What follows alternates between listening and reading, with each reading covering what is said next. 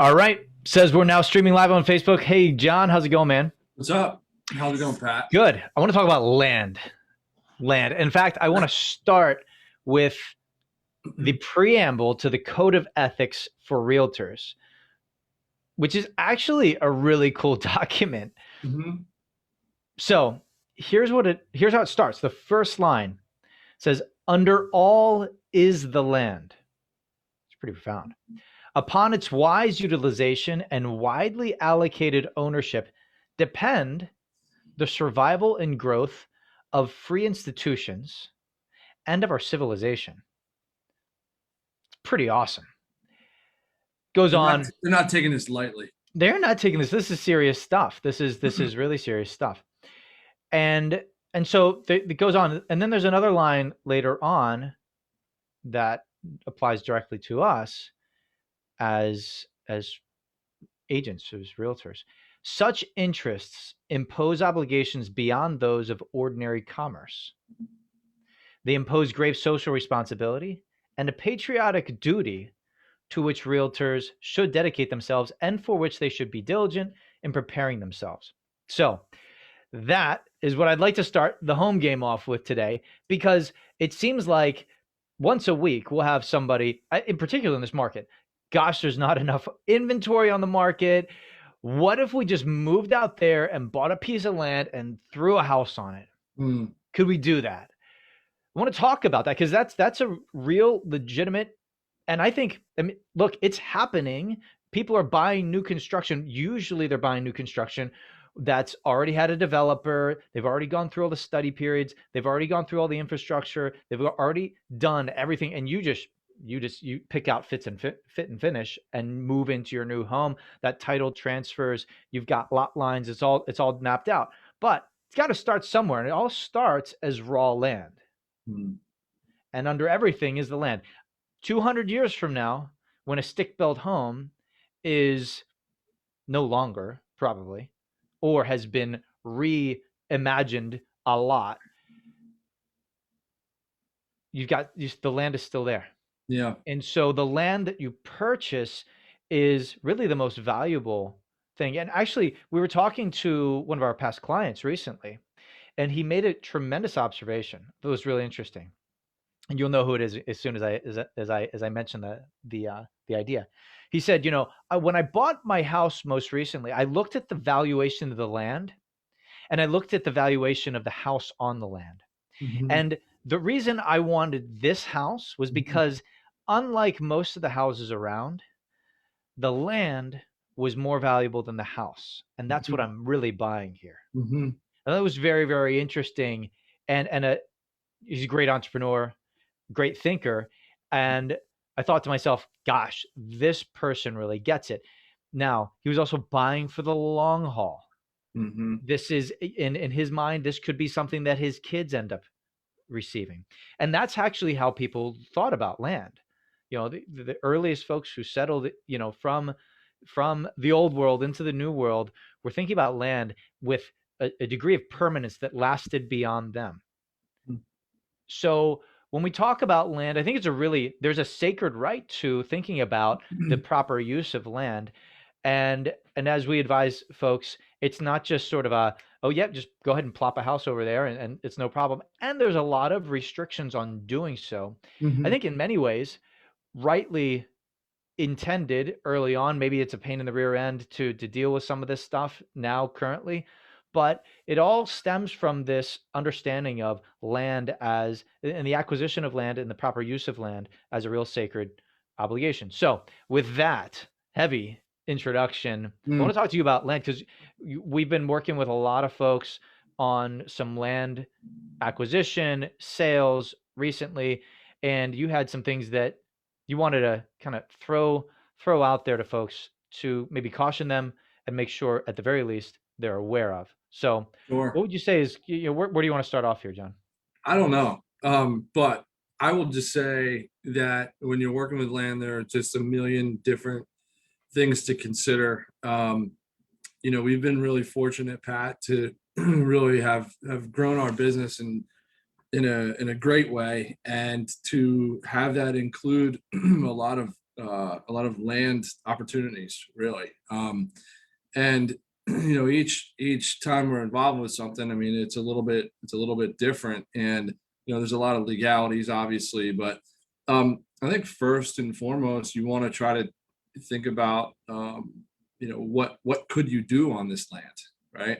Hmm. There's zoning laws, right? So you'd have to consider what is the current zoning of the property. So if it's zoned commercial, for example, like you may drive by some piece of land and say, "Oh man, I'd like to buy that and build a house." Well, it's zoned in a certain way that in its current zoning you couldn't build a house on it.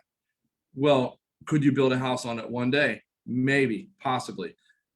You got to hire an attorney. You've got to figure out how to pitch the idea in a certain sense to the county, right? They have to love the idea. You're going to change the zoning, so that means the community is going to be involved with it, right? Hmm. So, Hmm. and these things these are things that you should consider.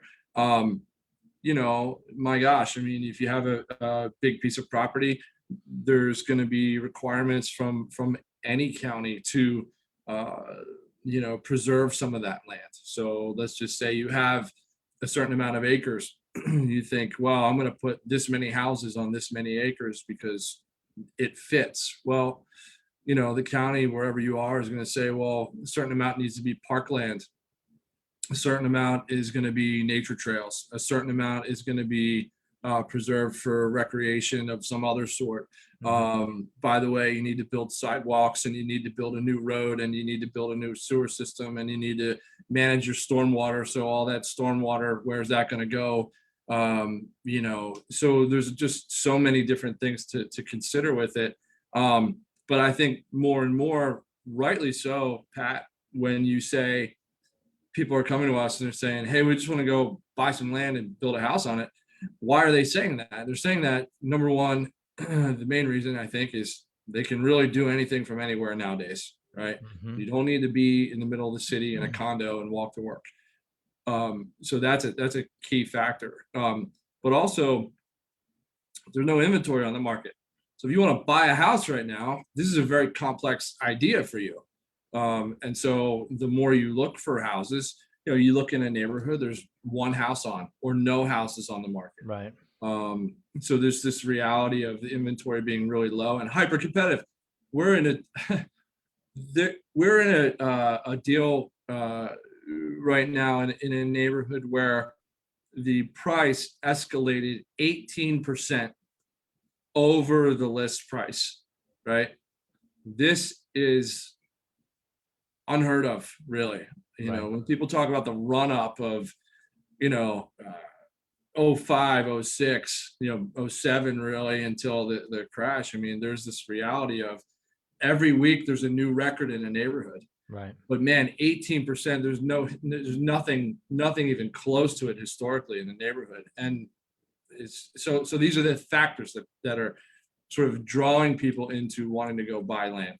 Right. Well, I mean, we've run out in many ways of things to buy, so we're gonna go look for a new territory. This is why, in some ways, the old world comes to the new world. I mean, there's all sorts of reasons for that, but that is people came looking for, a piece of land of their own and the freedom to do what they thought best with it. Now, when you're doing this today modernly, and you're doing this around other established infrastructure and realities, you have to prove essentially that the purpose or the repurposing of the land is its highest and best use. Mhm. And so that's a term thrown around there, but that would have to be part of your argument. If you're going to rezone something, you'd have to show that now the highest and best use is not what it was originally zoned for. It's this, and here's why. And there's a whole process to do that. There's certain counties that are easier to do that in, and others that are much more difficult to do that in. Mhm. So, so just aware of that. I'm glad you brought up zoning law. I'm glad you brought up all the land preservation sort of ideas, um, you know, forest preservation, conservation, making sure that that there's egress, that there's, and that's actually something I also wanted to talk about. We run into this a lot, and you'd figure, gosh, this is really easy to put a house right here, but the county's got underground sewage, water, electrical going through the piece of land that you're buying. And so Mhm, they're always going to need access to that. So mhm. having easements, you have an easement on the property, something to be very, very much aware of. That Yeah. may be a benefit to you and that you can tap into that potentially. Um, but anything to be aware of on easements, maybe to throw out for folks. Yeah, I mean, I'm not a lawyer, but I do think that, there are easements in different ways. The government can have an easement, a utility company could have an easement. Your neighbor could have you and your neighbor can have an easement to share the same driveway, Hmm. for example. So there's different types or different people can come to an agreement on an easement, I guess, or have it be imposed on you, I suppose. Um, but the reality is that if you don't have an easement, let's just take the driveway example like if you don't have an easement for shared driveway use, in many cases in neighborhood subdivisions, right? The builder and the developer are always trying to maximize density, right? When they're building a community. So Right. it may be the case that, one driveway is a pipe stem and feeds 3 houses, right? Well, it needs to be recorded that the driveway provides access to those 3 houses because things come up. Like when it snows, who's responsible to shovel the part of the driveway that everybody shares? Right. When it needs repair or maintenance, who's responsible for that? Right. So that kind of stuff needs to be able to take place. And it's really important, especially like if you're buying a house in a subdivision where that's the case, and we've sold many of those, and we've had buyers buy many of those as well. When you're on the purchase side, you have to understand, okay, what are those covenants? What is the easement? Who has the right to this or that or the other thing? And so these are really important to find out. When you're selling a home, if you're on one of those properties, when you're selling that home, you have to be able to convey very accurately to the buyer how does this work, right? Right. And it's not good enough to say, and this happens so many times. Well, the neighbor, he's great because he owns a snow blower and he'll just do that for us. Okay, well, what happens when he moves? And what Hmm. happens when that guy moves? Right. And there's this neighborly sort of idea like, yeah, we're all neighbors. We all take care of this ourselves. Well, what happens when there's a person involved here who's not interested in doing Being anything at neighborly. all? Right. Yeah, and being neighborly, right? Right. Or that neighbor causes some sort of a problem on that shared driveway.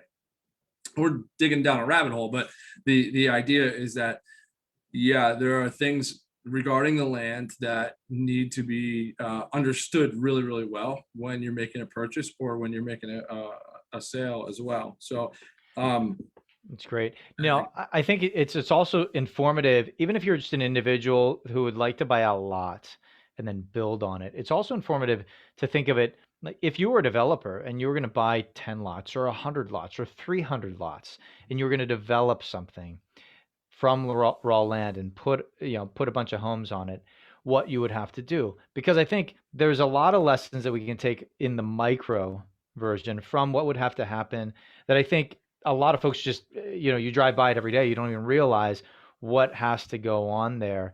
A lot more has to go on when there's a subdivision, right? But so much there's a lot of simile to, or it's a worthwhile metaphor, for example, to look at the big picture of what goes on.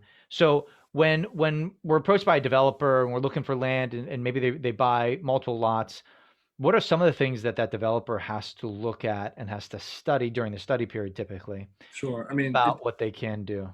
it certainly depends on how many lots that you're going to have, Sure. where it is, what county it's in, where it's located, relative to other things. But you could have everything from stormwater management, which is like the easy thing, right? That's coming up on every property. Hmm. and what are the requirements there, to hey, you need to build a new water treatment facility because you're building so many homes, and the town or the county doesn't have enough water taps, so you need to go build that yourself and finance that, right? Hmm. um, so right down to how many houses could you get on that, what kind of houses you could get on that land. Is it zoned for condos or single family homes or attached townhomes.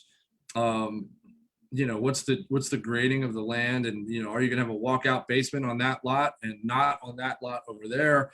There are just what's the road infrastructure look like. um, I don't know. There's just so many different things to consider, but like these are the things. You're going to have an environmental component to it. What you know was there illegal dumping on the property at some point? So you've got to hire people to go conduct those studies. There's going to be a traffic study if you're doing a community that's big enough, or if you're doing a smaller project in the middle of a community that already exists. What's the traffic impact? Do Right. you need street lights? Are there wires and cables and telephone poles and things like that that need to happen? I mean, it's School impact as well. school. Yeah, like, okay, so how does that impact the schools? And that's, developers consider these types of things because there's a tax on the number of units that you are going to build.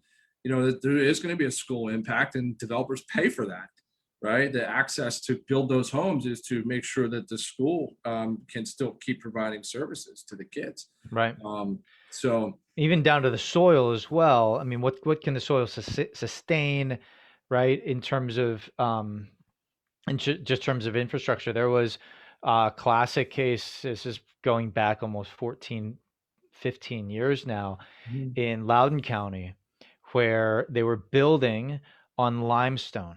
Mhm. And as a result, and limestone is porous, but it also degrades when it's irrigated. Yeah, So for it sure. crumbles. And so there were sinkholes. Those of you who live in Loudoun County, this won't come as a surprise. And actually, so there's such a thing called a karst. It's a big underground limestone reality that when you start building on it and people start just using the land, and water is being shed in different ways, in particular just by watering your sod, your grass, all of a sudden you've got an issue and there's sinkholes happening, and there was all sorts of litigation around that as well. Yeah. So these are all really super important things Yeah. to understand. So on the micro level, understand what kind of land you're getting. It's not all just clay or all sand or all limestone or all rock or whatever it is. So understand what you're going to be building on. You want to put a basement in there, you got to study that and see if that's Mhm. going to happen. Yeah. Understand, you talked about, the water taps and that sort of thing. Well, you need a water tap. Are you going to are you going to be able to tap into city water, or do you need to drill a well? What's that look like? How deep does the well need to go? What Where how where where much can yeah where can the well go? Does Absolutely. the county require you to have two or three well sites? Because if that well site goes bad, then you're going to need to use this site, and the house has to fit a certain way on the land to account for the maybe wells that might be used later. Right. I was thinking too. I'm in a there could be a a Native American reality, Mhm. on some land, right? Right. And so there are folks that you need to call to study the history of the land and what might have happened on that land once upon a time, right? Hundreds and hundreds of years ago. But yeah, I mean, there's folks that professionals that would come out and evaluate the history of the land, and that's a necessity. Some counties will make you do that for sure. Absolutely. Um, so, and wildlife is another thing, and it's very much so a consideration with the environmental study, right? Like, what is the impact to everything else that's on that land right now, right? So, Right. So yeah, there's just The, so. the septic is another. I mean, we talk about, can you tie into sewer, or Mhm, do you need to put in a septic field? That's an expensive endeavor. mhm, Um, do you have gas in the street? Do mhm, you want gas? Okay, how do you get that? Are you gonna have to, or maybe you've got to just you're too far out. You have to have propane on the mhm, back of your house. So understanding these, and all of these come with a price tag. It can all be mhm. done Yeah, almost all the time, but they all come with a price tag. So as you're looking at yeah, land, just things to look at in terms of access to utilities and infrastructure, and what that's going to mean for you long term, because at some point you're going to transfer the property to somebody else, whether you keep it in the family, or um or it goes to, to some other family. yeah. So John, I'm sorry I cut you off. Yeah, no, I was gonna just say, so like, it could be that if you own land, you think, well, I own this land and it's worth so much money, right? Well, it may not be worth that much at all, right? Because all of these things that we just mentioned, a developer is going to take on. And at the end of the day, the equation is how many houses and what style of home could I build? And how much return can I get? Like, what will the market bear price wise? For So those if you're improved lots, built yeah, right per improved homes. lot, so like if you're in an area that where you can build $1 million houses, your land is probably going to be worth more. If you're in an area where you can only build a $300,000 house at the end of the day, after all Hmm. that work is done, right? And then it's just a simple math equation, really. And then you can back into how much the land is actually worth because of all these things that need to happen. And there needs to be space for, okay, what happens when X happens, what happens when Y happens, and what happens when Z happens, right? So there are these real equations that sort of get impacted by unforeseen uh, things that come along the way. So most of these deals, Pat, are done with, on a house. You're gonna buy the house. You're gonna get under contract. Then you're gonna do a home inspection if you can get one in today's market. But typically, you do a Right. home inspection. All of that's really done within 5 to 7 to 10 days, and you kind of right away what's going to happen. When you're buying land, it's a different story altogether. So a typical contract there will be a totally different thing altogether, and it'll involve a study period. It'll involve a deposit, maybe a non-refundable deposit at that. Access to the property, what kind of studies you're going to be doing. So you'll have a feasibility study period. Maybe that's 3 months or 6 months or eight. So it's a longer process for the folks to acquire land typically. And if you're a buyer, you want that time because you want to be able to study what it is that you could actually build on the property after all of these other things like environmental, Native American, all these other things that you can do that you have to do. You're going to really want to understand that really well before you actually close on the property. So anyway, it's just Great. Well, some a lot good to stuff. consider, because since all under all is the land, that's sort of that's the common denominator, and you got to figure that out. And it's not something we're so often. I think it was a couple of weeks ago we said it. Stop paying attention to curtains and granite countertops, Countertops. right? Yeah. Um, and in some ways, this is why, because all of that will change, but the land is not going anywhere. So Yeah. understand the land. The next big thing to understand is infrastructure of the actual edifice, the building that you're buying. Mhm. The fit and finish, and we don't want to be laissez-faire about the fit and finish, but it is the least important thing that you are purchasing when you purchase a home. It's the Mhm. least important thing that you're selling when you sell a home. These other considerations are massively important, I think, starting with the land. So, John, thanks for talking land with me today. Cool. It was Fun. fun. I don't think we've talked about land ever, on the Ever. show. So kind of fun to Yeah. spice it up a little bit. For those of you looking for more valuation conversation, check out our Instagram account, the Kilner group on Instagram, for 5 a week of what it takes to win. We're releasing one a day. And if you'd like us to address a specific neighborhood, maybe yours, let us know which one that is, and we're happy to run the numbers for you on that as well. Thanks for watching. Talk to you soon. John, yet one last thing. Quick shout out to my buddy Lawrence Hornbeck, who gave me this shirt. Nice. I really appreciate that. And every time you wear it, and it's just a blue shirt, but every time you wear it, you think of Lawrence. It's a nice one. It's true. It is. Now, Yeah. every time you wear a blue shirt, I'm just going to assume Lawrence. He only bought me one. Right. Lawrence, if you're watching, Awesome. I could use another one. Clearly, I could as well. All right, Lawrence, man. yep. See you, buddy. Talk to you soon. Yeah. All right. Bye.